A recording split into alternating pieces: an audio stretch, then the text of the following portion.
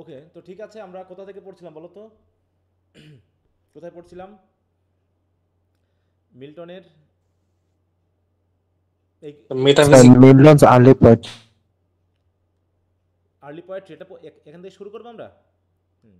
না না sir, sir, এটা হয়ে গেছে। Later Milton's poetry. Later poetry থেকে শুরু করব। ও আচ্ছা, মেটাফিজিক্যাল পোয়েট্রি।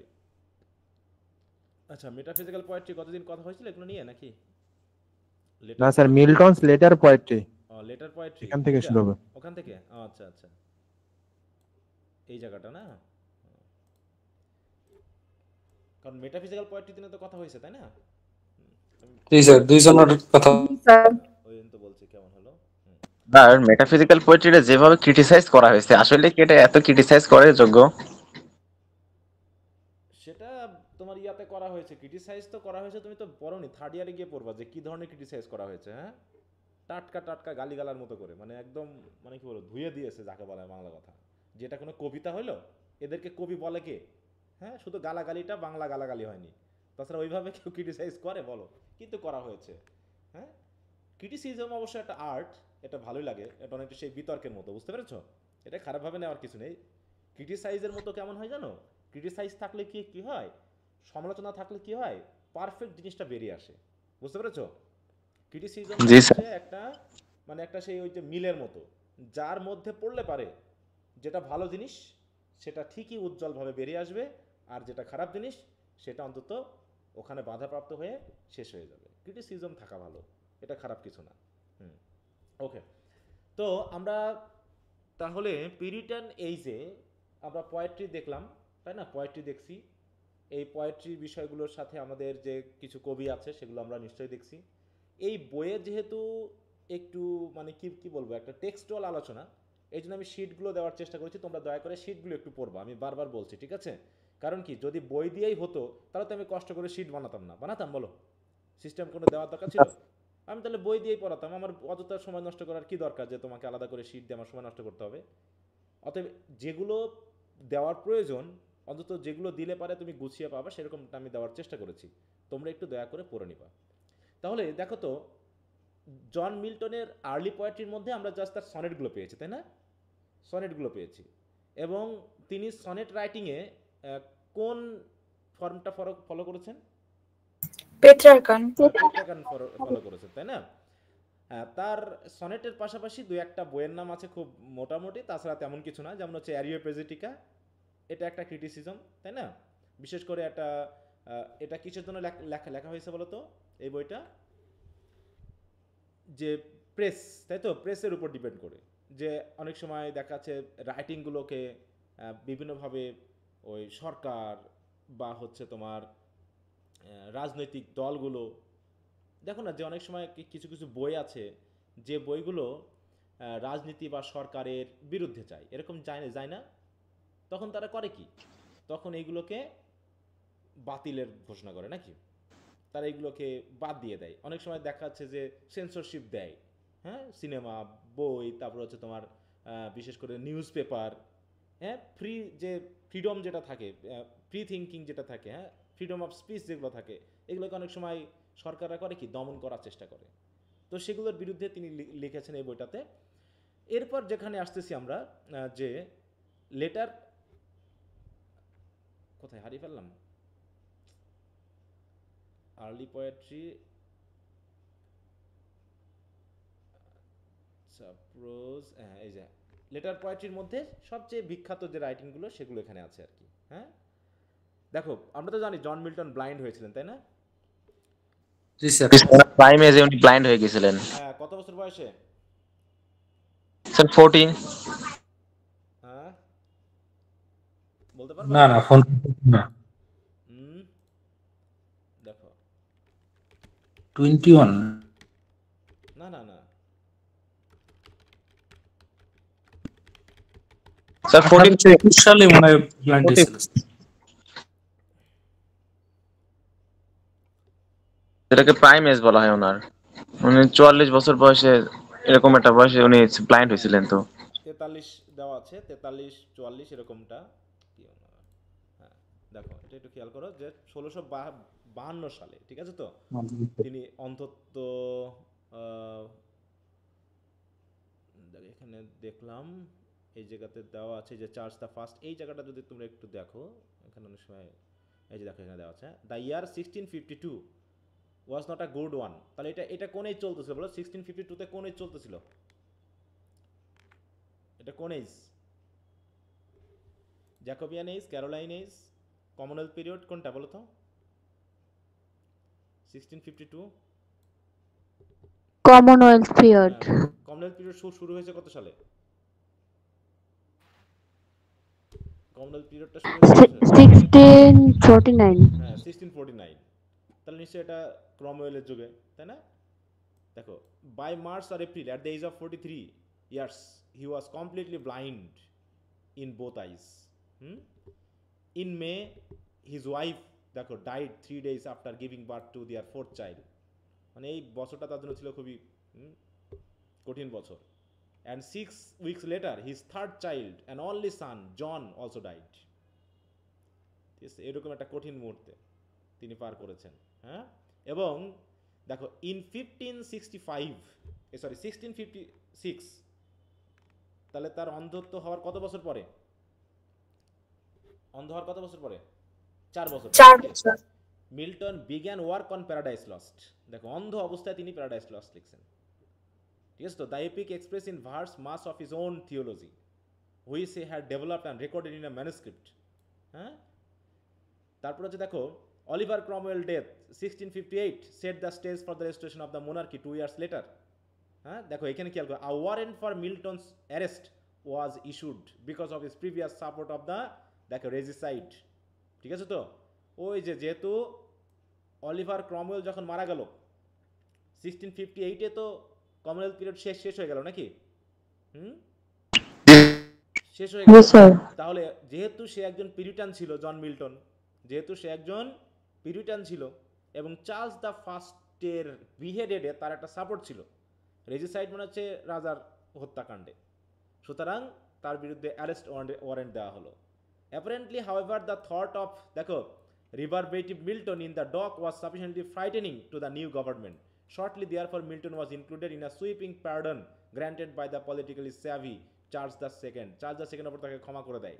হ্যাঁ, তারপরে দেখো প্যারাডাইস লস্ট ওয়াজ পাবলিশ 1667। তাহলে লেখা শুরু করে কত? 1650 কত 4-এ নাকি? 86 স্যার। সরি, আমি শুধু তাহলে হচ্ছে কি 1667-এ কি করা হলো? পাবলিশ করা হলো। এবং বলা হচ্ছে কি দেখো, although it had probably bin completed at least 2 years previously. হ্যাঁ, 2 বছর আগে শেষ হয়েছে, কিন্তু পাবলিশ করা হয়েছে 1667-এ। এছাড়াও দেখো আরও কয়েকটা বই লিখেছেন এই অন্ধ অবস্থায়, তিনি হচ্ছেন প্যারাডাইস লস্ট। দেখো এই জায়গায় বলছে দাগ, এবার বলছে দেখো paradise regained and Samson agonistes were published in 1671। The latter work as one would expect is somewhat autobiographic. আচ্ছা, অত দরকার নেই। তার বলছে he suffered from gout during his final years and died after a brief illness November 9, 1674, 1 month before his 66th birthday. তার মানে কি 66 বছর চলছিল যখন তিনি মারা যান। তাহলে দেখলাম যে তার যে লেটার পোয়েট্রিগুলো অধিকাংশ দেখো, বিশেষ করে 3টা বিখ্যাত, ঠিক আছে তো, রাইটিং যেগুলো তাকে মোটামুটি খ্যাতির শীর্ষে শীর্ষ চূড়ায় উঠতে সাহায্য করে, সেইগুলোই তিনি অন্ধ অবস্থায় কি করেছেন? লিখেছেন এবং পাবলিশ করেছেন। বলছে দেখো, the first is the greatest indeed the only generally acknowledged epic in our literature since Beowulf. তাহলে বিওলফের পরে ইংরেজি সাহিত্যের, ঠিক আছে তো, বলছে কি জেনারেলি অ্যাকনলেজড এপিক, সবাই এপিক হিসাবে এটাকে মেনে নেয়, সেটা হচ্ছে কি Beowulf. The last is the most perfect specimen of drama of দেখো Greek method in our language. আর এটা হচ্ছে কি দ্য লাস্ট ওয়ান মানে কি স্যামসন অ্যাগনিস্টস, এটা হচ্ছে একটা ড্রামাটিক রাইটিং। তো এইভাবে তিনি মোটামুটি 3টা রাইটিংয়ের কথা একটু মনে রেখো। বিশেষ করে প্যারাডাইস লস্ট এটা হচ্ছে কি সবচেয়ে বিখ্যাত। এটা তোমরা 3rd ইয়ারে পড়বা, তো ওগুলো নিয়ে আর আমরা ভিতরের কাহিনী বলতে যাচ্ছি না। হ্যাঁ বলো। এই 3টা আপনার যে রাইটিং আছে, 3টা রাইটিংকে বিওলফের সাথে কম্পেয়ারমেন্ট করা হচ্ছে। এটা হচ্ছে খ্যাতির দিক থেকে, ফ্যামিলিয়ারিটির দিক থেকে, ঠিক আছে। ওই যে বললাম জেনারেলি অ্যাকসেপ্টেড ইংরেজি সাহিত্যের যদি এপিকের কথা বলা হয়, ইংরেজি সাহিত্যের এপিক কোনগুলো? এপিকের নাম বলো দুই একটা ইংরেজি সাহিত্যের। লর্ড বায়রনের এপিক আছে, যে বিয়ল্প একটা আপনার এপিক। হ্যাঁ, তারপরে বিয়ল্পটা হচ্ছে হচ্ছে বিয়ল্প, কিন্তু লর্ড বায়রনের যে জন, মানে ডন জুয়ান, ঠিক আছে তো, ওটার থেকেও সবচেয়ে খ্যাতিমান হচ্ছে এই প্যারাডাইস লস্ট, বুঝতে, ইংরেজি সাহিত্যের ক্ষেত্রে। ইংরেজি সাহিত্যের অনেকগুলো এপিক আছে, স্পেন্সারের ফেয়ারি কুইন আছে, ঠিক আছে, জন, তারপর হচ্ছে আলেকজান্ডার পোপের mock epic the rape of the lock আছে। কিন্তু এপিক যে কয়টা আছে তার ভিতরে 2-3টা হলো নাম করা, ঠিক আছে, তার ভিতরে বিয়ল্ফ, প্যারাডাইস লস্ট, ফেয়ারি কুইন, ঠিক আছে তো। ডন জুয়ান যেটা আছে সেটাকেও অনেক সময় এপিকের যে সেন্সে ওটাকে ধরা হয় না, কারণ ওখানে এপিক কোয়ালিটির যে ব্যাপারগুলো থাকে, ঠিক আছে তো, সেগুলো থার্ড ইয়ারে গেলে বুঝতে পারবা যে এপিক আসলে কি, কোনগুলোকে এপিকের ফিচার ধরা হয়। এটা তো অবশ্যই মানে লং ন্যারেটিভ পয়েম হবে, সাথে সাথে কিছু ফিচার আছে, যেমন সুপারন্যাচারাল ক্যারেক্টার আছে, তাই তো, আন্ডারওয়ার্ল্ড জার্নি আছে, যেগুলো আমরা ইয়াতে পাই না, তোমার হচ্ছে ডন জোয়ানে পাই না, বুঝতে পেরেছো? সেগুলো আমরা পাই হচ্ছে মনে করো ফেয়ারি কুইনে পাই, তারপর হচ্ছে তোমার রেপ অফ দ্য লকে আছে, কিন্তু ওটা মক এপিক, ওটা ফুল এপিক আমরা এভাবে বলছি না। প্যারাডাইস লস্টে এখানে আছে, তার মানে এই যে 4-5টা এপিক আছে তার ভিতরে 2টা হচ্ছে সবচেয়ে মানে কি বলবো, মানে একদম গ্রেটেস্ট এপিক, সেটা হচ্ছে বিয়ল্ফ, তারপরে হচ্ছে কি প্যারাডাইস লস্ট, বুঝতে পেরেছো? জি স্যার। তারপরে ডন ওয়ানটা হচ্ছে ওইটা স্যাটিরিক্যাল টাইপের, হ্যাঁ, যার স্যাটিরিক্যাল কারণে টাইপের, ওটাকে সরাসরি এপিকের মতো ইয়া করা হয় না, ডিল করা হয় না, ঠিক আছে তো। হুম, জি স্যার ঠিক আছে। আচ্ছা, তো এখানে সেই বিষয় নিয়ে বলা আছে, অতএব আমাদের অত জানার দরকার নেই, জাস্ট একটু খেয়াল রাখো যে বইগুলোর নাম কি কি। হ্যাঁ, এগুলো নিজে নিজে পড়তে পারলে খুব ভালো হয়, কিন্তু এগুলো সবগুলো পড়িয়ে এগুলো এতটা ইয়া করা যায় না, যেহেতু হিস্ট্রি পড়তে গেলে আমরা যেহেতু পরীক্ষার জন্য পড়ি আর কি, এই জন্যই সমস্যা। হ্যাঁ, যদি কেউ জানার জন্য এগুলো পড়তে পারতো অনেক ভালো লাগতো, বিষয়গুলো কি সম্পর্কে আর বাজারে পড়লে প্রচুর মজা পাওয়া যায় স্যার। হিস্ট্রি বইগুলো আমি পড়ছি, স্পেন্সার এটা আপনি ফ্যারি কুইন বললেন, ওটার পিছনে কত বড় কাহিনী আছে, ও যে কতবার মানে মৃত্যুর পথে গেছে, লন্ডন থেকে কয়বার ব্যাক করছে, এগুলো সব ওখানে হ্যাঁ, একটু বিস্তারিত আছে। হ্যাঁ, আচ্ছা, তাহলে এই হলো জন মিল্টন নিয়ে কথা। তাহলে জন মিল্টনের আমরা আসলে আর্লিয়ার পোয়েট্রি কিছু পেয়েছি, আবার কিছু প্রোজ পাইলাম, প্রোজ তো একটা একটা দুইটার নাম পেয়েছি, তাই না? এমনিভাবে লেটার পোয়েট্রির মধ্যে আমরা 3টা বিশেষ করে পাইলাম, সেটা হলো কি প্যারাডাইস লস্ট, প্যারাডাইস রিগেন্ড, আর হলো কি স্যামসন অ্যাগনিস্ট, এই তো। আর কি রাইটিং আছে বলো, আর কি কোনো রাইটিং আছে তেমন মিল্টনের? এইগুলোই বিখ্যাত। দেখো একটু যদি তোমরা মানে পুরো বইটা ধরে যদি আমরা দেখি, তাহলে কি খুব বেশি রাইটার, খুব বেশি রাইটিং কি আছে আসলে বলো তো, বলো এজ ভিত্তিক পপুলার রাইটার। তেমন বিখ্যাত রাইটিং বলতে আমরা 2-1জনকে পাচ্ছি সবসময়। হ্যাঁ, যেমন জন মিল্টন, এই যে এসটা আসলাম এখানে জন মিল্টনকেই পাইলাম বেশিরভাগই, আরও তারপরে মেটাফিজিক্যাল পোয়েট্রির মধ্যে আমরা 1-2জনের নাম পেয়েছি, তাই তো। অবশ্য মানে নাম মানে কি রাইটিংগুলো পেয়েছি, বাকিগুলোর নাম পেয়েছি কিন্তু রাইটিং পাইনি। তেমনিভাবে ক্যাভিলিয়ার যে পোয়েট আছে তাদের ক্ষেত্রে একই ঘটনা ঘটছে, ক্যাভিলিয়ার পোয়েট। হ্যাঁ, তো এইগুলো দেখো রিডিং করার মাধ্যমে কি একটা ধারণা আসছে না বিষয়গুলো নিয়ে, যে এইগুলো আমাদের মনে রাখা দরকার, এইগুলো মনে না রাখলেও চলবে। এবং এর ভিতরে অনেক ছোটোখাটো বিষয় আছে যেগুলো বই না পড়লে বোধগম্যতায় আসবে না, ঠিক আছে, যে আসলে ক্যাভেলিয়ার কারা, রাউন্ড হেড কারা, তাই না? এরকম নাম আছে না, যে কারা পার্লামেন্টের পক্ষে, কারা রাজার পক্ষে, কোন রাজা কখন পালালো, কে বিয়েডেড হলো, এই জায়গাগুলো, কে সিংহাসনে আরোহণ করলো, এই জায়গায় ধারণাটা পাওয়া গেছে কিনা বলো, যে জি স্যার। জি স্যার। এই বিষয়গুলোই তোমার ব্রিফ কোশ্চেন হিসাবে পরীক্ষাতে আসে, তেমন জটিল কিচ্ছু আসে না। হিস্ট্রি নিয়ে আমরা যে ভয়টা পাই এটা হলো না পড়ার কারণে। অলরেডি আমরা যতটুকু পড়েছি এর ভিতরে মেজর ইস্যুগুলো কিন্তু আমাদের চলে এসেছে, এবং কোশ্চেন আনসারগুলো দেখলে তোমরা বুঝতে পারবে যে এইগুলো তো আমরা পড়ে আসলাম। এখন ওখানকার আলোচনাটা এখান থেকে একটু ভিন্ন হবে, কারণ এখানে যে টেক্সটুয়াল আলোচনা আর ওখানে আমাদের পরীক্ষার জন্য একটু সংক্ষিপ্ত আলোচনা, এই জায়গাগুলোকে একটু ক্লিয়ার করতে হবে। এবার হচ্ছে পিউরিটানিজম, আমাদের লাস্টের যে অপশনটা সেটা হলো প্রোজ রাইটার। তাহলে আমরা প্রথমে দেখো এই পিউরিটানিজে ড্রামা কি আমরা পেয়েছি, পিউরিটানিজে কি ড্রামা পেয়েছি, জ্যাকোবিয়ান এজে আমরা ড্রামা পেয়েছি, এলিজাবেথান এজে ড্রামা পেয়েছি, কিন্তু পিউরিটানিজে কি ড্রামাটা কি অলরেডি কি করা হয়েছে? ভ্যানিশ। হ্যাঁ, ড্রামা পুরো বন্ধ করে দেওয়া হয়েছে, তাই না? তাহলে ড্রামা তো আমরা পাচ্ছি না। ড্রামা যদি বা পাচ্ছি, যে জন মিল্টনের পেলাম, স্যামসন অ্যাগনিস্ট সহ এরকম 2-1টা হয়তো বা পেতে পারি, তাও সেটা ধর্মকে উপস্থাপন করার জন্য।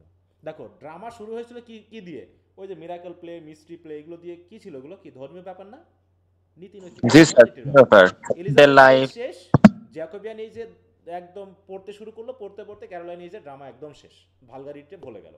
আর অমনি তখন হলো কি পার্লামেন্ট একদম আইন করে ড্রামা পুরো বন্ধ করে দিল, ঠিক আছে তো। এবং যে যতগুলো সাহিত্যকর্ম এই এজে রচিত হয়েছে অধিকাংশ ক্ষেত্রে ধর্ম নিয়ে হয়েছে, সাথে সাথে কিছু অ্যাবস্ট্রাক্ট আইডিয়া লাভ টাভ নিয়ে হয়েছে, যেটা আমরা মেটাফিজিক্যাল পোয়েট্রির মধ্যে বা ক্যাভিলিয়ার পোয়েটদের কাছে পাচ্ছি।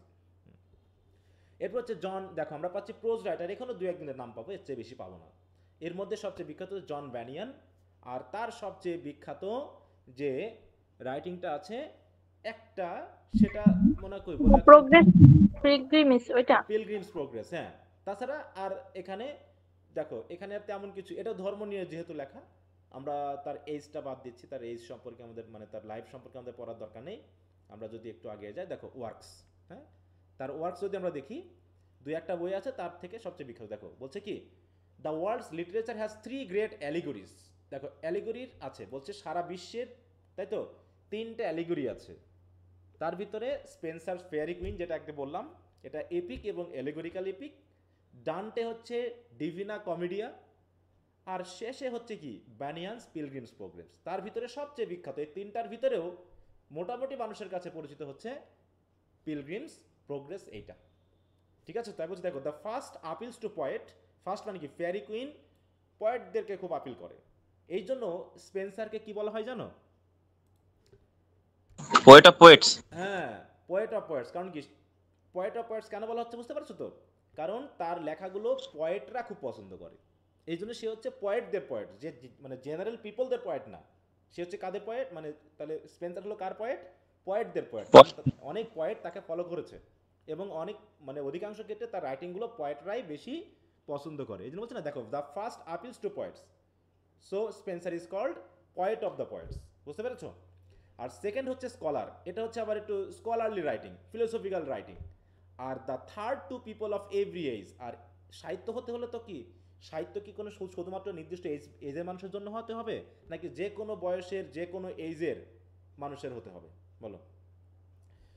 সবার জন্য, সবার জন্য, ইউনিভার্সাল হতে হবে, তাই না? তো সেই দিক থেকে দ্য থার্ড মানে হচ্ছে পিলগ্রিমস প্রোগ্রেস, এইটা হচ্ছে আপিল করছে কাদের? People of every age and condition. অতএব এইটা হচ্ছে সবচেয়ে বিখ্যাত একটা রাইটিং, যেটা হচ্ছে কি বানিয়ানের। এটা একটা প্রোজ রাইটিং। এছাড়াও দেখো বলা হচ্ছে এটা নিয়ে এখানে জাস্ট গল্পটা নিয়ে একটু বর্ণনা করা হয়েছে। দেখি আর আর মনে হয় রাইটিং এর নামটা তার তেমন দেয়নি, এখানে দুই একটা রোমা দেখো, হ্যাঁ, প্যারাডাইস জাস্ট কম্পারিজন করা হয়েছে, কিছু কিছু ক্ষেত্রে জাস্ট কম্পারিজন করা হয়েছে। হ্যাঁ, আমি হয়তো যে শিটটা দিয়েছি ওখানে দুই একটা বইয়ের নাম পাবা, তাছাড়া এখানে দেখো আর অন্য কোনো বইয়ের নাম নিয়ে আসা হয়নি, জাস্ট পিলগ্রিমস প্রোগ্রেসটা দেখানো হয়েছে। তাহলে জন ব্যানিয়ান ইনি হচ্ছেন পিউরিটানিজের কি একজন প্রোজ রাইটার, তাই তো? এবং এই প্রোজটা হচ্ছে কি ধরনের রাইটিং? এটা এক ধরনের অ্যালিগরিক্যাল রাইটিং। এটা আসতে পারে যে what type of writing Pilgrim's Progress is, এটা কি এক ধরনের অ্যালিগরিক্যাল প্রোজ নাকি? জি স্যার। জি স্যার। তো এটা একটু খেয়াল রাখো। আরো মাইনর যদি কোনো প্রোজ রাইটার থাকে সেটা সম্পর্কে একটু বলা, দেখো মাইনর প্রোজ রাইটার, এখানে the period is generally regarded as one destitute of literary interest. বলছে এই পিরিয়ডটা যেহেতু ধর্মীয় ব্যাপার নিয়ে, খুব ধর্মীয় এবং রাজনীতি এবং পার্লামেন্টারি দ্বন্দ্ব নিয়ে বেশি সময় কেটেছে, ওই জন্য এখানে রাইটিংয়ের পরিমাণটা কম, রাইটারের পরিমাণটাও কম। দেখে বলছে that was certainly not the result of any lack of books or writers. বুঝতে পেরেছ? তো এখানে আমরা কিছু কিছু মেজর রাইটার পেয়েছি, তাছাড়া তেমন কোনো রাইটারকে আমরা পাচ্ছি না। দেখো এর ভিতরে দু একজনের নাম যদি আমরা মনে রাখতে পারি, সেটা হচ্ছে রবার্ট বার্টন। দেখো Burton is famous is chiefly as the author of anatomy of melancholy, one of the most astonishing book in all literature. তারপরও খুব একটা পরিচিত না, যেমনটা পিলগ্রিমস প্রোগ্রেস পরিচিত নাকি। এগুলো ধর্ম নিয়ে, অ্যানাটমি অফ মেলানকলি। তারপর ধরো নামগুলো একটু খেয়াল রাখো, স্যার থমাস ব্রাউনি, এগুলো খুব একটা মেজর নাম না, এগুলো খুব একটা মনে না রাখলেও চলবে। দু একজনের নাম মনে রাখতে হবে যেহেতু আমাদের রাইটিংয়ের কথা চলে আসে। দেখো Browne's great work is the religio medici, এটা হচ্ছে কি the religion of physician. Religio medici মানে হচ্ছে মেডিসিনের বা হচ্ছে ফিজিশিয়ান বা ডাক্তারদের রিলিজিয়ান, মানে এখানে তাদের কি করা উচিত এই বিষয় সম্পর্কে বলা হয়েছে। এরকম দু একটা বইয়ের নাম খেয়াল রাখবে। এরপর হচ্ছে থমাস ফুলার, ইনি হচ্ছেন একজন ক্লার্জিম্যান, তার কিছু বইয়ের নাম আছে, এত আমাদের মনে রাখার দরকার নেই। তারপর হচ্ছে জেরেমি টেইলর, এই নামটা একটু মনে রেখো। দেখো Taylor was the greatest of the clergyman. দেখো এখানে দেখো তো তাহলে যে প্রোজ রাইটারগুলো পাচ্ছি অধিকাংশের পেশা কেমন বলো তো? ক্লার্জিম্যান ম্যাক্সিমাম স্যার। তাহলে বুঝতে পারতো সেখানে যে রাইটিংগুলো হয়েছে অধিকাংশ কি ওই ধর্মভিত্তিক। কারণ কি ধর্মের বাইরে যদি কোনো কিছু লেখা হয়েছে পিরিটান এজে সেটা কি প্রকাশ করতে পারবে বলো তো? প্রকাশ না করতে স্যার। পারবে? হ্যাঁ। অতএব যদি বা কিন্তু রাইটিং আছে সেটা তারপরেও সেটাকে আবার কি করতে হবে, ধর্মের একটা আবরণ দিতে হবে, যাতে মনে হয় যে এটা ধর্মীয় ব্যাপার, নীতি নৈতিকতা, মোরালিটি এই ব্যাপারগুলো আছে। তা না হলে ওই বই পাবলিশ তো হবে না। হ্যাঁ, এই জন্য তাহলে জেরেমি টেইলর এটা একটু খেয়াল রেখো। দেখো এইখানে আবার দিস দ্য লিবার্টি অফ প্রফেসাইজিং, তার মানে কি প্রফেসাইজিং শব্দটা কার সাথে যায় বলো তো? ধর্মের সাথে তো যায় নাকি? হ্যাঁ, জি রিলিজিয়নের সাথে। স্যার রিলিজিয়নের সাথেই যায়। এখানে ওগুলো দেখো, তারপর the rules and exercise of the Holi living, দেখো সবগুলো কি ধর্মের সাথেই যাচ্ছে। হ্যাঁ, এরপর হচ্ছে রিচার্ড ব্যাক্সটার, তিনি মানে দুই একটা বইয়ের নাম করে মনে রাখবে, এত লাইফ টাইপ জানার দরকার নেই। আর কোনো রাইটিংয়ের আমার অত দরকার নেই, 2-4টা খেয়াল রাখবা, প্রোজ নিয়ে খুব একটা বিষয়টা আসে না। এই হলো সামারি অফ দ্য পিরিটান পিরিয়ড। দেখো তাহলে সামারি মানে কি, এখানে আমরা কি কি জানলাম, কি কি পড়লাম, তার একটা বিস্তারিত এখানে দেওয়া আছে। তাহলে পিরিটান এজ শেষ মানে আমাদের এই রেনেসাঁস পিরিয়ডের এই কাহিনীটা আপাতত শেষ।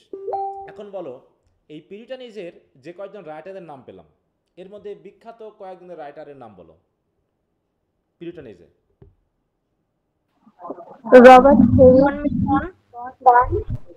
John Milton, George Herbert. হুম, মানে যখন নামগুলো বলবা মাথায় আসতে হবে যে সে কি জাতীয় রাইটার। যখন বলবো জন মিল্টন তখন কি তিনি লিখছেন এপিক নাকি, এবং তিনি একজন পিরিটান রাইটার। তারপরে তারপর জন ডান, জন ডান কি জাতীয় writer? Metaphysical point, metaphysical. Metaphysical. Robert Herrick কি জাতীয় রাইটার? হেনরি ভগান, হ্যাঁ হেনরি ভাগান। হ্যাঁ কি জাতীয় রাইটার এটা? Marble, metaphysical. না এটা হচ্ছে কি ক্যাভিলিয়ার, তাই না? ক্যাভিলিয়ার না রবার্ট হেরিক? হ্যাঁ স্যার উনি জি স্যার। হ্যাঁ ক্যাভিলিয়ার পয়েন্ট। তো এই হচ্ছে আমাদের মোটামুটি পিরিটান এজ নিয়ে কথাবার্তা। এই যে বেসিক এই ধারণাটুকু যদি তুমি রাখতে পারো, দেখো এখানে সেটা বলা হয়েছে সংক্ষেপে, এটা যদি তোমরা একটু দেখে নাও। দেখো ইন আওয়ার স্টাডি এইখানে পয়েন্টদের মধ্যে কারা কারা আছে, এই যে জন বানিয়ান বা এগুলো সংক্ষেপে একটু দেখে দিচ্ছি, মানে জাস্ট সামারিটা পড়লে তুমি পুরো এইজটার ব্যাপারটা পেয়ে যাবে। আমি আর এটা পড়তে যাচ্ছি না, তোমরা একটু নিজেরা যদি পড়ে নিতে পারো ভালো, একটু পড়ে নিবা। আমি একটু আমার শিটটা থেকে কিছুটা একটু স্টাডি করাবো তোমাদের এখন, ঠিক আছে? তো শিটটা একটু দরকার, কারণ এই জায়গাটা এগুলো কি দেওয়া হয়েছিল এখানে, দিয়েছি তো আমি। জি স্যার। হ্যাঁ স্যার দিয়েছেন। দেখো তাহলে এই রেনেসাঁস পিরিয়ডটাকে আমি কয়েকটা ভাগে ভাগ করেছি। প্রথমত রেনেসাঁস পিরিয়ডের পুরো রেনেসাঁস ব্যাপারটা নিয়ে কথা বলেছি। তারপর এলিজাবেথান এজ, কারণ রেনেসাঁস পিরিয়ডের মধ্যে আমরা টোটাল সিলেবাস অনুসারে 3টা ভাগ পেয়েছি, তাই না? এলিজাবেথান এজ, জ্যাকোবিয়ান এজ এবং পিরিটান এজ। কিন্তু উইলিয়াম জে লং অনুসারে আমরা এলিজাবেথান এজ পেয়েছি আর পিরিটান এজ পেয়েছি। জ্যাকোবিয়ান এবং ক্যারোলাইন ওর মধ্যে হারিয়ে গেছে নাকি, কমনওয়েলথ পিরিয়ডটা পুরো পিরিটানের ভিতরে হারিয়ে গেছে। তারপরও আমি আলাদা করে দেওয়ার চেষ্টা করেছি, তারপরে আবার পিরিটান নিয়ে আলাদা করে একটা পেজ করেছি, এবং আলোচনা ঘুরে ফিরে সব কিন্তু একই ধরনের, তাই না? এর ভিতরে হ্যাঁ, যাতে ফোকাসটা তুমি যেভাবেই দাও না কেন যাতে তুমি পুরো ধারণাটা পেতে পারো। তো প্রথমে আমি একবার এখানে পিরিটান নিয়ে কথা বলি। এখানে আমি কিভাবে দেখিয়েছি দেখো, মানে প্রত্যেকটা আলোচনার ভিতরে 3টা ভাগ থাকবে। 3টা ভাগ থাকবে। একটা হচ্ছে কি, প্রথমে কি বলো পলিটিক্যাল হিস্ট্রি, তাই নাকি? প্রথমে কি পলিটিক্যাল যদি কোনো হিস্ট্রি থাকে সেটা থাকবে। তারপরে কি থাকবে দেখো লিটারারি হিস্ট্রি। তারপরে হচ্ছে কি লিটারারি হিস্ট্রির ভিতরে কয়েকজন রাইটারের নাম। যদি এর ভিতরে রিলিজিয়নটা চলে আসে তাহলে রিলিজিয়ন নিয়ে বা অন্যান্য বিষয় নিয়ে একটু আলোচনা আছে। হ্যাঁ, তো দেখো পিরিটান এজের political history of the Puritan age in England. তাহলে যখনই পলিটিক্যাল হিস্ট্রি আসবে তখনই কী কী আসবে বলো তো? এখানে পলিটিক্যাল হিস্ট্রি মানে রাজাদের নাম আসবে নাকি? তাহলে এই পিরিটান এজের ভিতরে আমরা কয়জন রাজাকে পেয়েছি বলো? পিরিটান এজের ভিতরে কয়জন রাজাকে পেয়েছি? স্যার দুইজন, দুইজন। James K the K? First. হ্যাঁ, এই যেখানে দিচ্ছে দেখো আন্ডার জেমস দ্য ফার্স্ট, তাই তো? টেনশন শুরু হয়, পিরিটান এজের টেনশনটা শুরু হয় জেমসের আমলে। Pressed for reforms to eliminate Catholic practice in church of England. James insistence on the divine right of kings, এবং তিনি চেয়েছিলেন এটা এই জোরাজুরি করার জন্য পিরিটান লিটারটা আরও বেশি রেগে গেল।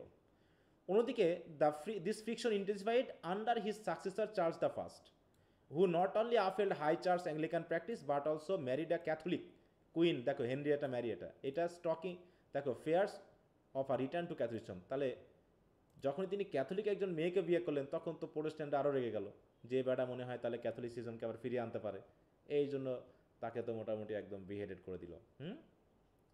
এবং বলা হচ্ছে পলিটিক্যাল ক্রাইসিস, সাথে সাথে civil war, English civil war. English civil war কাদের কাদের মধ্যে হয়েছে বলো তো? ইংলিশ সিভিল ওয়ার কাদের কাদের মধ্যে হয়েছে? কোন কোন দলের ভিতরে হয়েছে? স্যার পিউরিটান আর ক্যাথলিক আর প্রোটেস্ট্যান্ট। না না, হ্যাঁ ওটা তো আছে, তারপরে কি পার্লামেন্ট আর রাজার, পার্লামেন্ট আর ক্যাভিলিয়ার। নাকি? হ্যাঁ, মানে হচ্ছে কি এটা হয়েছে মেনলি দেখো রয়্যালিস্ট অর ক্যাভিলিয়ার্স আর হচ্ছে কি পার্লামেন্টারিয়ানস রাউন্ড হেড, এই দুটার মধ্যে কিন্তু এই সিভিল ওয়ারটা মেনলি হয়েছে, বুঝতে পেরেছ? আর এই সিভিল ওয়ারের মধ্যে সিভিল ওয়ারটা শেষ হয় কখন? চার্লস দ্য ফার্স্টকে কি করা হয় দেখো, Charles the first capture and execution in 1649, এর মাধ্যম দিয়েই সিভিল ওয়ারটা শেষ হয়। This unprecedented act signal the end of absolute Monarch and the beginning of Puritan, দেখো পিউরিটান ডোমিনেটেড কমনওয়েলথ। তারপরে কমনওয়েলথ আসলো, কমনওয়েলথের মধ্যে তো আমরা পেয়েছি কাকে কাকে পাইলাম কমনওয়েলথের ভিতরে? কয়জনকে পেয়েছিলাম শাসক? দুইজন, তিনটা অলিভার ক্রomwell আর তার ছেলে। হ্যাঁ দুইজন, তাই তো? হ্যাঁ, প্রথমে কে ছিল? অলিভার আর রিচার্ড? আগে কে ছিল? অলিভার। অলিভার। অলিভার ক্রমওয়েল, তাই তো? হ্যাঁ, প্রথমে, এবং তাদেরকে কি বলা হয় দেখো, অলিভার ক্রমওয়েল যাদেরকে বলা হয় লর্ড প্রোটেক্টর, নাকি?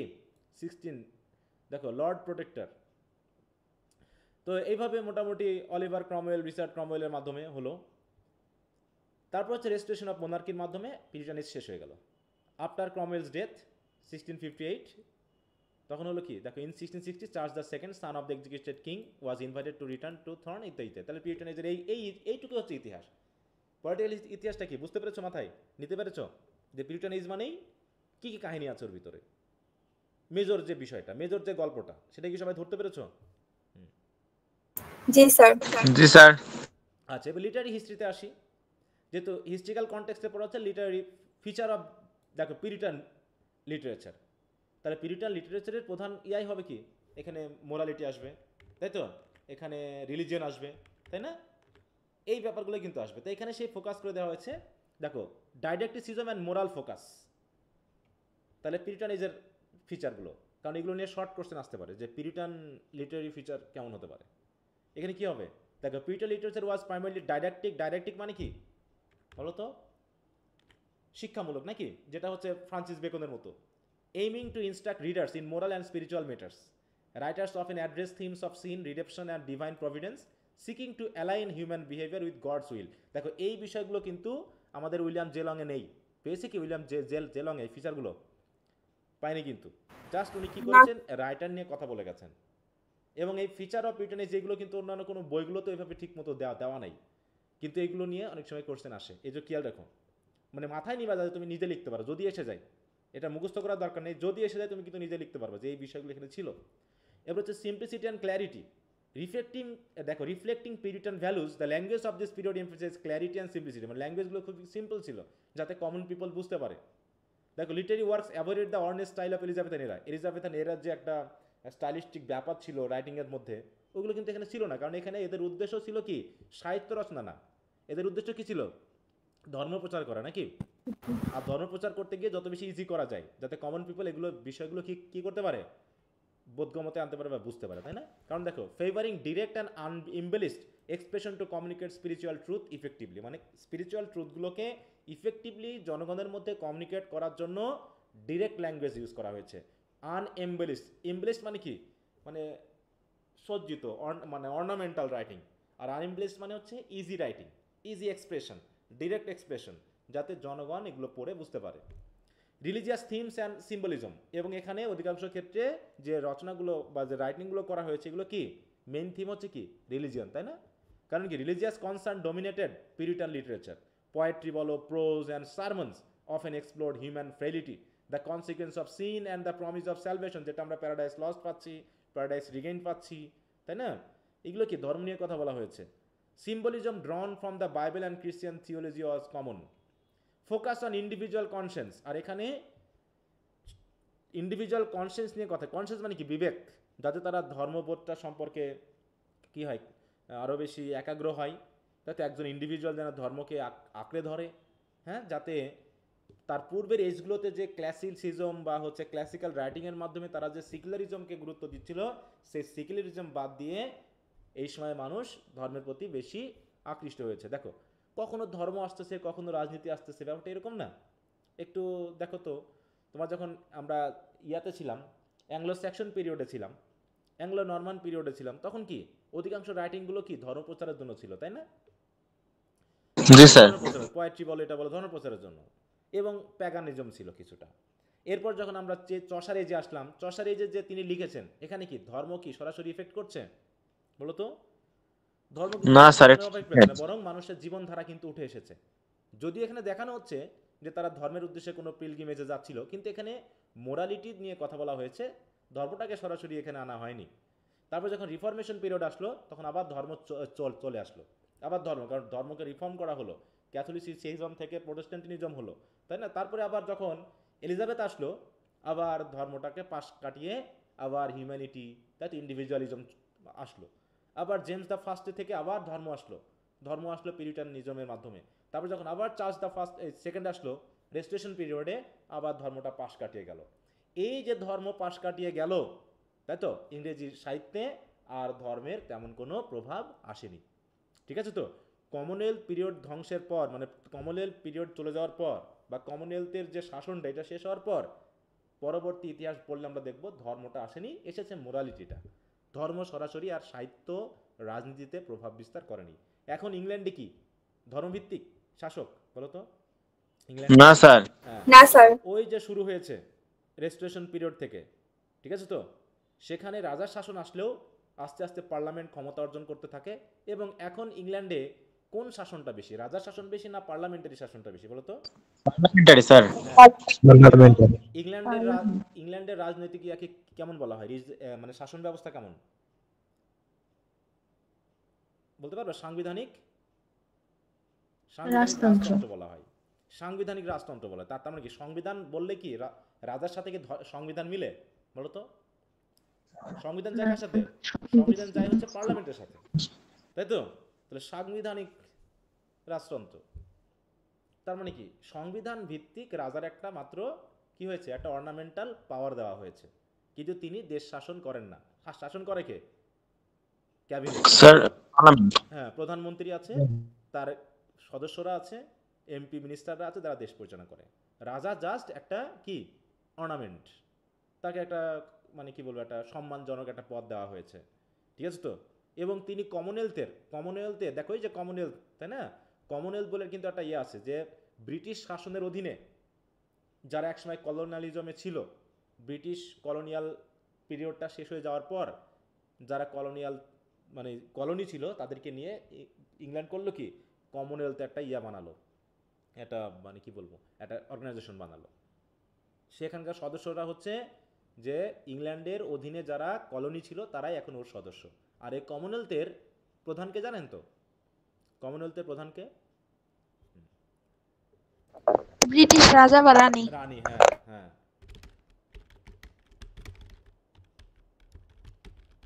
দেখো,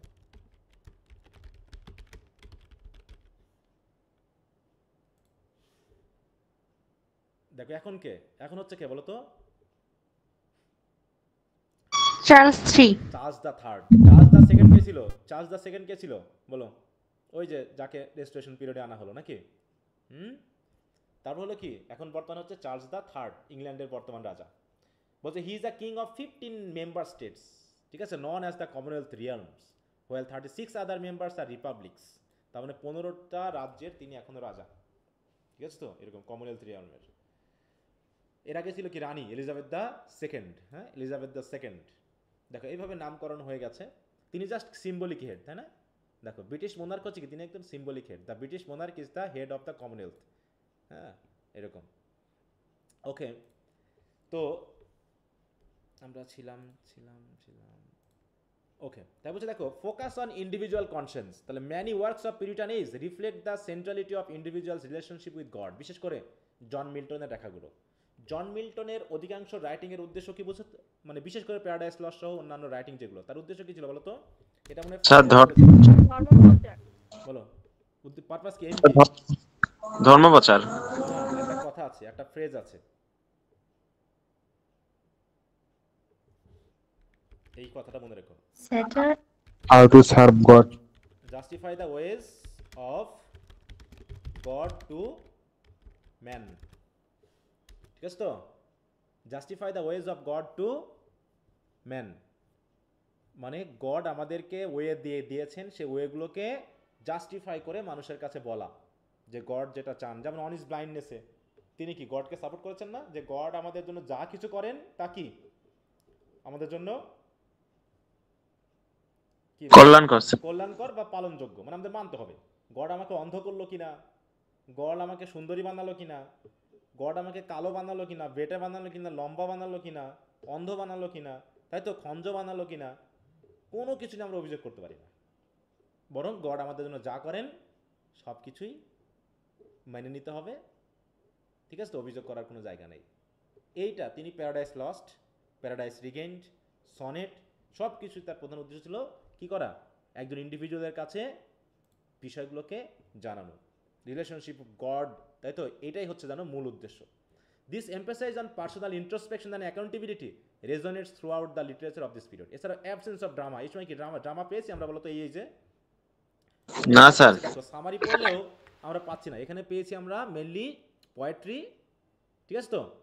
পেয়েছি কি Epic আর পোয়েট্রি আর প্রোজ, পেয়েছি কি পোয়েট্রি আর প্রোজ, এছাড়া কিন্তু আমরা পাই নাই। তার মানে ড্রামা ও এলিজাবেথ এবং ক্যারোলাইন এজ পর্যন্ত যতটুকু ছিল তারপর থেকে আমরা আর পাই নাই। রেস্টোরেশন পিরিয়ডে এসে আবার শুরু হবে। তারপর দেখো এই হচ্ছে এবার মেজর ওয়ার্ক, তাহলে এই হচ্ছে ফিচার পাঁচটা: didacticism and moral focus, simplicity and clarity, religious themes and symbolism, focus on individual conscience, absence of drama. এই হচ্ছে পিউরিটান এজের লিটারেচারের ফিচার। এখানে তুমি যদি এটাকে বড় করতে চাও তাহলে কি করতে পারো, এই আলোচনার ভিতরে তোমরা ওই যে বিভিন্ন রাইটার যারা আছে তাদের একটা করে রাইটিংয়ের ইনক্লুড করলে পারে, কিন্তু আরেকটু বড় হয়ে যাবে মোটামুটি। এটা একটা শর্ট কোশ্চেন আনসার, বুঝতে পেরেছো? কখনো বলতে পারে যে describe the feature of Puritan literature, তখন তোমাকে এগুলো হয়তো দিতে হতে পারে, মনে থাকবে? এরপর জি স্যার। ছিল মেজর রাইটার কারা, প্রথমে আসতেছে জন মিল্টন।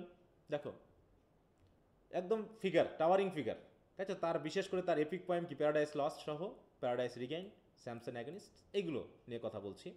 এরপর হচ্ছে জন ব্যানিয়ান। দেখো এই দুইজনই টাওয়ারিং ফিগার, হ্যাঁ? তার হচ্ছে পিলগ্রিমস প্রোগ্রেস, তার হচ্ছে সবচেয়ে বিখ্যাত রাইটিং, এটা allegorical narrative. Its depicts the spiritual journey of its, দেখো, protagonist Christians from sin to salvation, কীভাবে পাপ থেকে মুক্তি পেয়ে আমি পাপ থেকে মুক্তির দিকে আগাবো, এরকম নিয়ে একটা কথা বলা হয়েছে। এছাড়া ওই যে আরও কয়েকজন নাম পেলাম, রিচার্ড ব্র্যাক্সটার, দেখো অ্যান্ড্রু মার্ভেল, ঠিক আছে তো? বা জন মিল্টন, এদেরকে কিন্তু আমরা এখানে এনে দিতে পারি কি না? এই যে হ্যাঁ। এরপর হচ্ছে literary forms of the period, এখানে কোন কোন রাইটিং দেওয়া হয়েছে। প্রথমত ছিল কি, সবচেয়ে গুরুত্বপূর্ণ ছিল হচ্ছে পোয়েট্রি, তারপর হচ্ছে কি প্রোজ। ড্রামা কি আছে এই যে বলো? না ড্রামা না স্যার। অন্যান্য রিলিজিয়াস রাইটিং থাকতে পারে যেগুলোকে আমরা সাহিত্যকর্মের মধ্যে অনেক সময় ফেলি না, যেমন হচ্ছে সারমন, থিওলজিক্যাল ডিবেটস, বা মানে যা কিছু হচ্ছে সব কিছুই ধর্মভিত্তিক, were central to Puritan literature. This works often aim to educate and reform readers, reflecting the Puritans belief in the transformative power of written words. হ্যাঁ, ও সরি, আমি একটা মেসেজ দিতে ভুলে গেছি, দাঁড়াও, থার্ড ইয়ার। আচ্ছা, সবাই শুনতে পাচ্ছ? জি স্যার। জি স্যার। ওকে।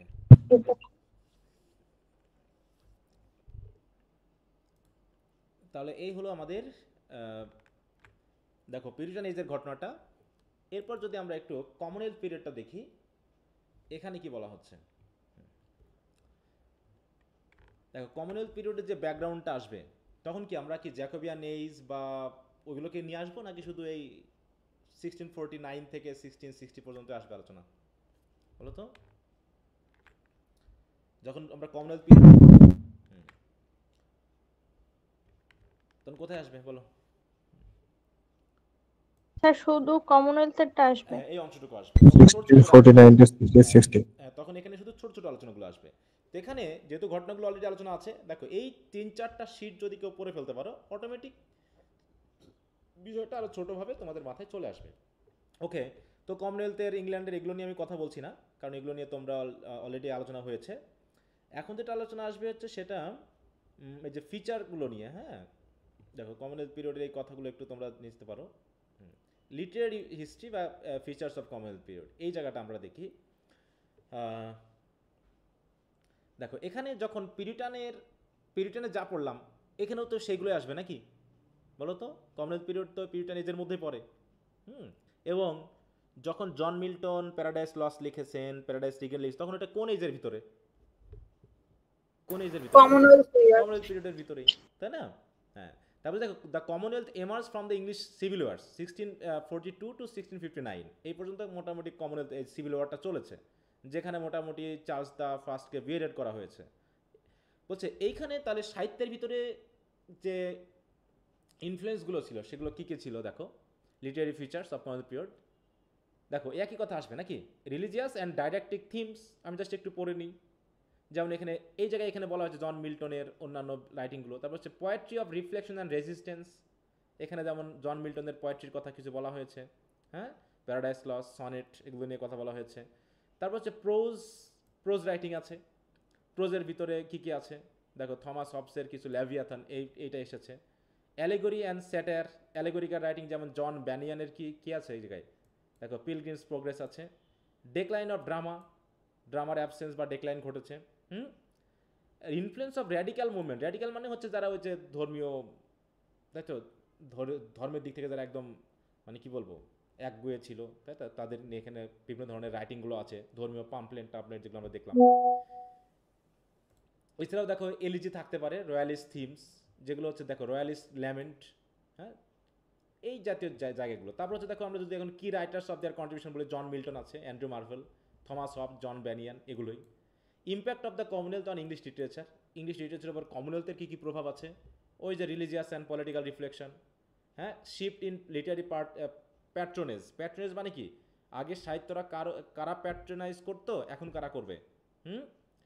দেখো আগে সাহিত্যকে প্যাট্রোনাইজ করতো কারা? রাজা বা রানী, এই তো। কিন্তু যখন রাজা রানী থাকলো না কমনওয়েলথ পিরিয়ডে এসে, তখন কারা করবে বলো? তখন তো প্রাইভেট হয়ে গেল না, একদম নিজস্ব। দেখো writers adapted by seeking alternative forms of support such as private readership or pamphleteering. Foundation of letter movement, অন্যান্য মুভমেন্টের যে ফাউন্ডেশন এখানে ঘটেছে। পিরিটান এজ, তাই তো, বিশেষ করে পরবর্তী এজ কী কী আসতেছে আমাদের, রেস্টোরেশন বা অগাস্টানের যে এজগুলো আসতেছে, এই এজের উপরে এই কমনওয়েলথ পিরিয়ড বা পিরিটান এজের একটা প্রভাব পড়েছে। এছাড়া হচ্ছে প্রিজার্ভেশন অফ কালচারাল আইডেন্টিটি। হ্যাঁ, কমনওয়েলথ পিরিয়ডে এসে আমরা করেছি কি, যে আমাদের যে কালচারাল বিষয়গুলো আছে, বিশেষ করে দেখো literature during the Commonwealth period preserve England's intellectual and cultural Vitality ensuring it's continuity through challenging Times. মানে কি, মোটামুটি তাদের কালচারাল আইডেন্টিটিটা তারা রক্ষা করার চেষ্টা করেছে। কিন্তু ধর্মীয় প্রভাবে কালচারাল আইডেন্টিটি খুব টিকে বলো তো, বলো? না টিকে না কিন্তু, তাই না? কারণ তখন পুরোপুরি ধর্মীয় ব্যাপারগুলোকে কী করা হয়, ওখানে প্রয়োগ করার চেষ্টা করা হয়। অতএব সেখানে অতীত যে ট্র্যাডিশনগুলো থাকে, কাস্টমগুলো থাকে, সেগুলো যদি ধর্মের সাথে যায় তো রক্ষা করা হয়, ধর্মের সাথে না গেলে সেগুলোকে কী করা হয়, একদম বাতিল করা হয়। ঠিক আছে? তো এইভাবে দেখো, মানে মূল কথা হলো রাজনৈতিক ধর্ম সাহিত্যের সাথে কি একদম ওতপ্রোতভাবে জড়িত না, বলো? জি স্যার। হ্যাঁ, মূল কথা হলো মানুষের জীবনধারাই সাহিত্যের সাথে ওতপ্রোতভাবে জড়িত। যেমন বর্তমান যুগে যদি সাহিত্যকর্ম রচনা করা হয়, এখানে রাজনীতি বা ধর্ম কি খুব বেশি আসবে বলো তো? কোন জিনিসটা বেশি আসবে এই সময় বলো তো? এখন যদি সাহিত্যকর্ম রচিত হয়, কোন জিনিসটা বেশি আসবে? রাজনীতি স্যার। রাজনীতি। না, মনে হয় না রাজনীতি আসবে। আমার মনে হয় কি আসবে বলো তো? প্রযুক্তি আসবে বেশি সাহিত্যের ভিতরে, বলো তো? প্রযুক্তি আসবে না বেশি? স্যার বর্তমানে টেকনোলজিটাই বেশি তো উন্নতি হচ্ছে। হ্যাঁ, তাহলে এখন বেশিরভাগই আসবে হচ্ছে প্রযুক্তির বিষয়টা, ধর্মের রাজনীতি কি সাহিত্যের সাথে। দেখো এখন সাহিত্যকর্মের ডার্কেজ চলতেছে না, বলা যায়। এখন কিন্তু সাহিত্য ডার্কেজ চলতেছে, কারণ এখন মানুষ আর সাহিত্যকর্ম পড়ে না, তাই তো? সাহিত্যকর্ম রচনাতে আগ্রহী, সবাই এখন কিসে আগ্রহী বলো তো? কিসে আগ্রহী? এআই কন্টেন্ট ক্রিয়েশন, প্রযুক্তি। হ্যাঁ কন্টেন্ট ক্রিয়েশন, ঠিক আছে তো কন্টেন্ট ক্রিয়েশনে। এবং আমরা অধিকাংশ সময়টা ব্যয় করি কি কি করে, বই পড়ে না ভিডিও দেখে, রিলস দেখে? ভিডিও হুম। তো এই জন্য বুঝতেই পারতেছো যে এখন সাহিত্যের ডার্ক এজ চলছে, কারণ যদি লেখালেখি মানুষের মনে আঁচড় না কাটে, যদি সাহিত্যকর্ম মানুষ পড়তে না চায়, তাহলে সেখানে কি সাহিত্যিক তৈরি হবে? বলো, তৈরি হবে কি? হুম? না না স্যার, না, সম্ভব। আর যখন- কাফির মতন সাহিত্য। হ্যাঁ, তখন কি হচ্ছে দেখবো, এক সময় যাবে যে সাহিত্যকর্মের প্রতি মানুষের আগ্রহটা কি হবে বলো, হারিয়ে যাবে। যদিও মানুষ এখন কিছু কিছু বললাম কি, তো মানুষ সাহিত্যকর্ম পড়ে আর কি, কিন্তু খুবই কম। কিন্তু যে পরিমাণ পড়া উচিত ছিল, এখন যেহেতু বইয়ের অ্যাভেলেবিলিটি বেশি, তাই না? আগের থেকে কি বই এখন খুবই অ্যাভেলেবেল না, ইজিলি পাওয়া যায়, তাই না? এখন অনলাইনেও বই সহজে কেনা যায়, বাড়িতে বসে তুমি বই পাচ্ছ, হ্যাঁ, এবং বইয়ের দাম অনেকখানি সাশ্রয়ী। এরকম একটা অবস্থায় সাহিত্যকর্মের প্রতি মানুষের আগ্রহ যেহেতু নেই, অতএব এখন সাহিত্যের একটা ডার্ক এজ চলছে। সেই ডার্ক এজটা আমরা বুঝতে পারবো আজ থেকে 100 বছর পরে গিয়ে, বুঝতে পেরেছ? যেই সময়ে এখনকার যুগে আমরা একটা সাহিত্যিকের নাম বলি, দেখি নাম করা কোনো সাহিত্যিকের নাম বলতে পারবা বলো, এই যুগে এসে, এখনকার বর্তমান সময়ের, যে সে সাহিত্য রচনা করতেছে এবং সে খুব নামী? যেমন রবীন্দ্রনাথ তার সময় খ্যাতনামা ছিল, নজরুল তার সময় খ্যাতনামা ছিল, তাই না? বেগম রোকেয়া সাখাওয়াত হোসেন তার সময় খ্যাতনামা ছিল। মানে সমসাময়িক সময়ে তাদের বইগুলো মানুষ পড়তো এবং তাদের একটা খ্যাতি ছিল। তো বর্তমান যুগে কি আমাদের কারা আছে? কাফি আছে তো নাকি? এবারে তো বই মেলা কাফি দেওয়া কাফি, তাই নাকি? বলো, সাহিত্যিক কারা তারা? এখনকার সাহিত্যিক কারা বলতে পারবা? এখন সব ফেসবুকের যারা কন্টেন্ট ক্রিয়েশন, তারা হচ্ছে তাদের জীবনী লিখতেছে, না 2-4টা লাইন লিখে কবিতা লিখতেছে, ছন্দ লিখতেছে, সেইগুলো হয়ে যাচ্ছে কি বই মেলায় আমাদের রিডারদের বায়োগ্রাফি নেওয়ার একটা লাইন পড়ে যাচ্ছে কিনা বলো? মনে হচ্ছে বাঙালি কোনোদিন একজন আছে না স্যার, তৃষা। হ্যাঁ, বাঙালি যেন কোনোদিন বই পড়েনি, এগুলো কোনোদিন বুঝতোই না যে বই কি জিনিস, ঠিক আছে? হ্যাঁ, এই হচ্ছে এখনকার বই মেলা উৎসবের কেন্দ্রবিন্দু।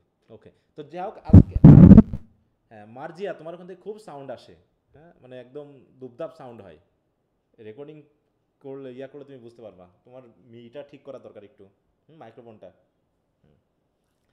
আচ্ছা, তো আজকে আর বেশি করছি না। আগামী দিন থেকে আমরা রেস্টোরেশন পিরিয়ড নিয়ে আলোচনা করব, ঠিক আছে?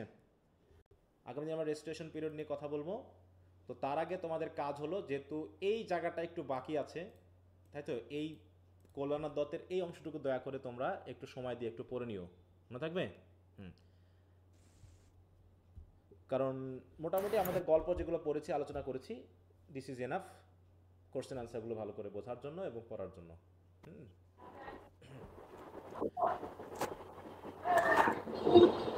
আচ্ছা, তো এমনি কারো কোনো কথা আছে বলো?